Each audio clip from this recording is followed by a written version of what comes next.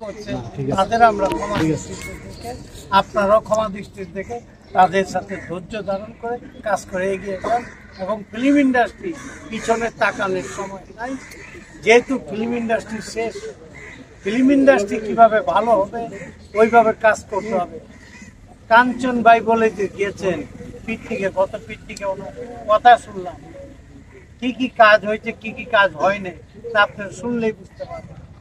আর যার কথা আপনারা বললেন তার তো বাপরেই অস্বীকার করে, কেউ কার পক্ষ জন্মের ব্লাডের প্রবলেম না হলে কেউ এটা বলতে পারে না। কারণ ও যাকে তার মুখ দেখলো, যাকে তার চিনলো, তার কথাই ভুলে যায় তার দুনিয়াতে আর কি দেখবে। যা দেখার দেখছো অনেক, কেস খেলবে, আসো যেটা খেলার মন চাই সেটাই খেলো, কিন্তু আমরা চাই একটা ভদ্রতা এবং নম্র সুন্দর ভালো বলবে ফিল্ম ইন্ডাস্ট্রিকে সেই দিকে নজর ভালো হবে। আমাদের ফিল্ম ইন্ডাস্ট্রি এই করতে করতে ফিল্ম ইন্ডাস্ট্রি ধ্বংসের পথে গেছে, আর ধ্বংসের পথে যেন না যায়, ফিল্মটা বেঁচে থাকে সেই দিকে খেয়াল রেখে সবাই সুন্দর এবং ধৈর্য ধরে কাজ করেন, ভালো হবে। আসসালামু আলাইকুম। ধন্যবাদ বিশিষ্ট চলচ্চিত্র প্রযোজক এবং জয়লাভ করেছিলাম, এটা একটা কিঞ্চিত মনের মধ্যে একটা ব্যথা ছিল। জয়লাভ অনেক বড় জয়লাভ হয়েছে আমাদের, আপনাদের জন্য, আমার উনি সংগঠন, আমাদের চলচ্চিত্র পরিবার, আমার সামনে যারা আছেন সাংবাদিক ভাই বোনরা, সবাই যদি সহযোগিতা না করতেন তাহলে এইরকম একটা ক্যাবিনেটে এই আমরা মানে কি বল 95% আমরা সাকসেস, যে আমাদের 2-3 জন আসে না, 95% সাকসেস, তার মানে এটা কি আমরা স্টারের উপরে মার্ক পেয়েছি। তো এই জন্য গর্বিত এবং সম্মানিত আমরা। ওই যে কিঞ্চিত বললাম না, বুকের মধ্যে কিঞ্চিত একটা দুঃখ ছিল, একটু হার্টবিট ছিল, কি শুধুমাত্র এই একটা মানে ভুল বোঝাবুঝির জন্য যে এই 104 জন বা 150 জন যে কত মানে নাম্বার অফ পিপল যারা বাদ করেছিলেন, যেই কারণেই বাদ করেছিলেন তারা, সেটা দুঃখজনক কথা। সেটা যেহেতু চলে গেছে সেটা আমরা কথা বলবো না। বরাবরই এটা বিরুদ্ধে ছিলাম আমি, তারা জেনেছেন, তারা বুঝেছেন যে বরাবরই আমি তাদের বিরুদ্ধে ছিলাম।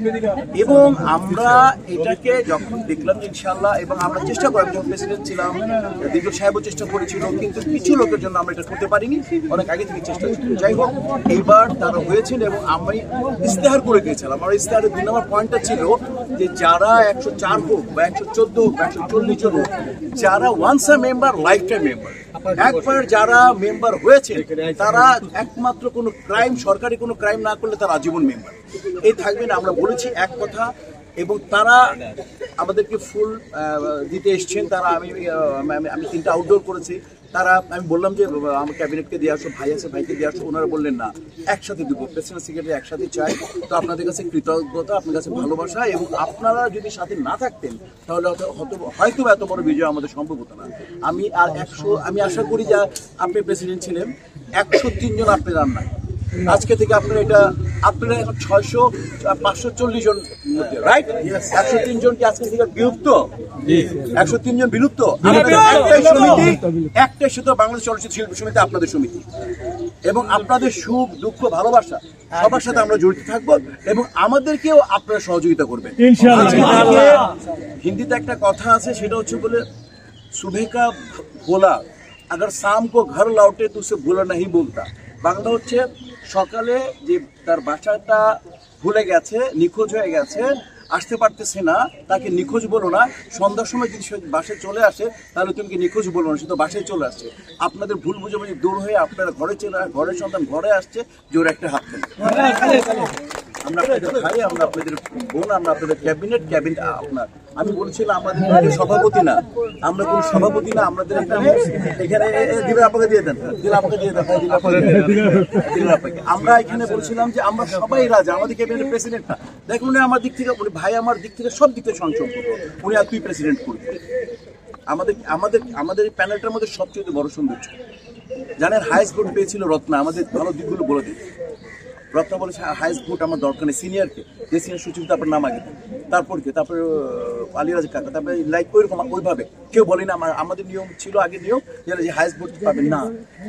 এই যে আমার বাম পাশে বসা সিনিয়র ভাইস প্রেসিডেন্ট নাম বলেছে নো রুবেল ভাই, আমার স্বপ্ন দ্রষ্টা রুবেল ভাই সাহেব আগে দেন। তা আমাদের টিমটা হচ্ছে এরকম একটা টিম, আমাদের প্যানেলটাও যেরকম। আমি প্রতিনিয়ত কোনো পরিষদ না, কোনো অন্য পরিষদ, তুই 21 জনের এ পরিষদ তোর এই ছাদ তোর ছাদ, আমরা তোর, এবং আমি ওকে 2-3টা জায়গায় ওকে বানিয়েছি, কারণ আমি জানি ও এখনই যুদ্ধ যাওয়ার সময় ওদের, আমরা তো অপারেট করবো যুদ্ধ, কিন্তু যুদ্ধ যাবে ওরা, তাই না, ওরা সাজাবে। তো ওই রকম করে বলি, আমাদের মধ্যে দ্বিধা নাই, আমাদের মধ্যে কোনো সংকোচ নেই। আমরা ভাবতেও পারিনি যে আবার এই আয়োজনটা কারা করলো, যেভাবেই হোক এত সুন্দর আয়োজন হয়ে গেল। আমাদের দুজনকে 12টার সময় তারা আসছে, 12:30 থেকে তো ওয়েট করলো, কারণ আমাদের আজকে আবার